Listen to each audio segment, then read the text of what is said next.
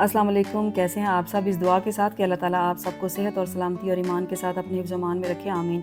दालें हमारे किचन में इस्तेमाल होने वाली सबसे अहम ज़रूरत है। हमारी कोशिश यही होती है कि जब दालें ख़रीदें तो साफ़ सुथरी हों, अच्छी क्वालिटी की हों, और जब हम दाल वगैरह बनाने लगें तो हमें दाल साफ़ सुथरी मिले ताकि हमें हमारा काम जल्दी हो जाए। ख़ास तौर पर बरसात के मौसम में दालों में कीड़ा पड़ जाता है जिसे हम सुसरी कहते हैं, और ये क्यों पड़ता है और इससे तदारुक कैसे मुमकिन है, इसको आज डिस्कस करेंगे। दालों में कीड़ा पड़ जाना ये काम सी बात है, तो इसके लिए सबसे पहली टिप तो ये है कि जब भी दालें ख़रीदें, ख़ास तौर पर बरसात के मौसम में, तो कम मिकदार में ख़रीदें। इकट्ठी दालें ख़रीद कर स्टोर ना करें। पुरानी दालें कभी ना ख़रीदें क्योंकि वो पहले से ही पुरानी होती हैं और इन्हें हम जब घर ले आते हैं तो इनमें कीड़ा जल्दी से लग जाता है।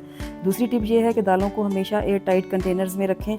उसमें होता क्या है कि जब हम दाल डब्बे से निकाल कर इस्तेमाल करते हैं तो फिर दोबारा उस कंटेनर को टाइट करके बंद नहीं करते, ढक्कन उसका ढीला रह जाता है जिसकी वजह से दालों में नमी आ जाती है। तो ये बहुत ज़रूरी टिप है। दालों को जब भी कंटेनर्स में डालें तो डब्बों को पहले से धोकर अच्छी तरह खुश कर लें।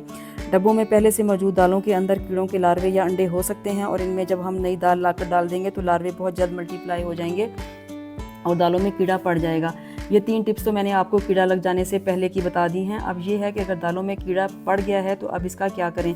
तो इस किस्म के शॉपिंग बैग्स तो हर घर में ही होते हैं। इन्हें धोकर अच्छी तरह से साफ़ कर लें और खुश कर लें।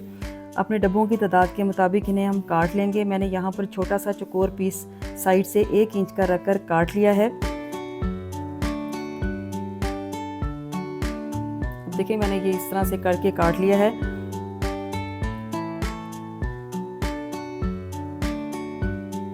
और इसे इस तरह से अपने हाथ पर मैं दरमियान में रख लूँगी। अब इसमें मैंने 2 अदद लौंग, 1 तेज़पात का पत्ता और चंद पत्ते जो हैं वो ड्राई करी लीव्स, जिन्हें हम मीठी नीम भी कहते हैं, वो डाल देंगे। हाफ़ टी स्पून अजवाइन का शामिल कर दूंगी। अब इन चारों चीज़ों की स्मेल बहुत तेज़ होती है, इसे इंशाल्लाह कीड़ा या सुसरी नहीं पड़ेगी। अब मैं चारों तरफ से हाथों को फोल्ड करते हुए चारों कोनों को आपस में मिला लूँगी और उसे अंदर की तरफ फोल्ड कर लूँगी ताकि जो चीज़ें हमने अंदर डाली हैं वो हमारी दालों में मिक्स ना हो जाएं। अब जो हिस्सा काट कर हमने साइड पर छोड़ा था उसे हम चारों तरफ घुमा कर टाइट करके अंदर की तरफ फोल्ड कर देंगे।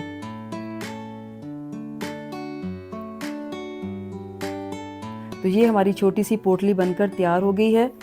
मैंने इसी तरह दूसरी पोटलियाँ भी जो हैं वो तैयार कर ली थी।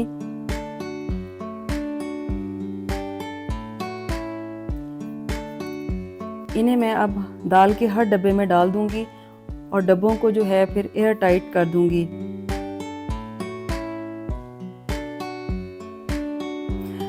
और हमारी दालें इंशाल्लाह काफ़ी अरसे तक कीड़ों से महफूज हो जाएंगी। अब आटे की बात करते हैं। आटा हमारे घर का सबसे ज़्यादा इस्तेमाल होने वाला आइटम है। इसमें भी कीड़े और सुसरी जल्दी पड़ जाती है। इसके लिए भी हमें चाहिए कि इस मौसम में आटे को कम मिकदार में ख़रीदा जाए और ज़्यादा देर के लिए स्टोर ना किया जाए।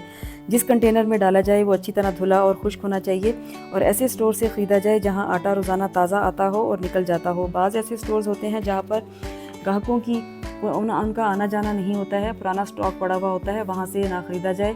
यहाँ पर भी मैं उसी शॉपिंग बैग को काट कर इस्तेमाल करूँगी। देखिए मैंने अब बड़ा सा चौकोर जो है वो मैंने पीस से काट लिया है, क्योंकि इसमें हम बड़ा ज़रा इस्तेमाल करेंगे क्योंकि आटा जो है वो ज़्यादा मिकदार में होता है, तो इसमें हम बड़ा पीस लेंगे। इसी तरह से मैं हाथों में रख कर इसमें भी चंद पत्ते तेज़पात के और चंद पत्ते करी लीव्स के और 1 टीस्पून लौंग का डाल दूंगी और 1 टीस्पून अजवाइन डालकर इसकी भी पोटली बना लेंगे। क्योंकि आटा दालों के मुकाबले में ज़्यादा मिकदार में होता है तो हम पोटली में इन चीज़ों की मिकदार को बढ़ा देंगे। अब एक यहाँ पर कंटेनर मैंने ले लिया है।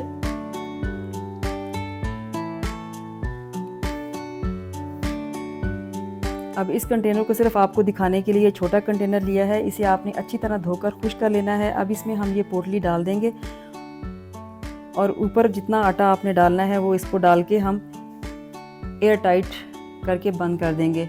इसमें कीड़े बिल्कुल भी नहीं पड़ेंगे इंशाल्लाह, और ये कीड़ों से महफूज हो जाएगा। अब सूजी की बात कर लेते हैं। सूजी में भी सुंडियाँ वगैरह बहुत जल्दी पड़ जाती हैं, या फिर नमी ज़्यादा होने की वजह से ये आपस में जुड़ सी जाती है या इसमें जाला सा बन जाता है। उसको भी एयर टाइट डब्बे में डालकर महफूज करेंगे। इसकी मिकदार भी कम रखें और इसमें हम कोई पोटली वगैरह इस्तेमाल नहीं करेंगे क्योंकि सूजी में फिर मसालों की स्मेल आ जाएगी और हमारा खाना जो है उसमें भी स्मेल आ सकती है। तो इसके लिए टिप ये है कि आप सूजी को ड्राई रोस्ट कर लें, और जब सूजी अच्छी तरह से ठंडी हो जाए तो ये देखें अच्छी तरह से ये खिली खिली सी हो जाएगी, तो इसको मैं डब्बे में डाल दूंगी और इसको एयर टाइट कर लेंगे।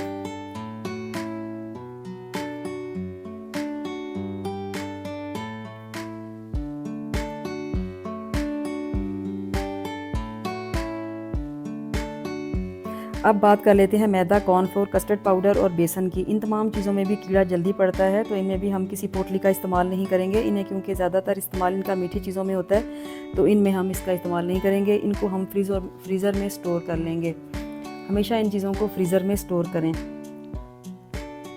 अब देखें, यहाँ पर हर घर में इस तरह से काफ़ी सारे साशेज़ मौजूद होते हैं। बाज़ औक़ात हमें इनमें से थोड़ी सी मिकदार में ही चीज़ चाहिए होती है, तो बाकी इसी तरह खुली पड़ी रह जाती हैं, या फिर उसे हम फोल्ड करके रख देते हैं, तो इस तरह करने से भी इनमें कीड़ा पड़ जाता है। अगर यीस्ट का पैक है तो वो दोबारा इस्तेमाल के काबिल नहीं रहता, तो इसके लिए हमने कैंची से कोने से छोटा सा टुकड़ा काटना है। तो जितनी मिकदार में हमें चाहिए वो चीज़ हम निकाल लेंगे, और पैकेट को हम नीचे से अच्छी तरह से दबाकर उसके अंदर से एक्स्ट्रा जो हवा है वो निकाल देंगे, और एक लाइटर की मदद से इसके मुंह को गर्म करके हाथों से दबाकर सील कर देंगे। इस तरह हमारी बाकी चीज़ भी महफूज हो जाएगी। इस तरह यीस्ट के पैकेट को भी कर लेंगे ताकि ये दोबारा इस्तेमाल हो सके। यीस्ट को हमेशा ठंडी जगह में फ्रीज़र में रखिए, तो इसकी हिफाजत बरकरार रहेगी। आज मैंने आपको काफ़ी सारी चीज़ों को कीड़ों से महफूज करने के बारे में बताया। उम्मीद करती हूँ कि आपको मेरी आज की ये वीडियो पसंद आई होगी। अपनी एक और नई वीडियो के साथ फिर हाजिर होंगे।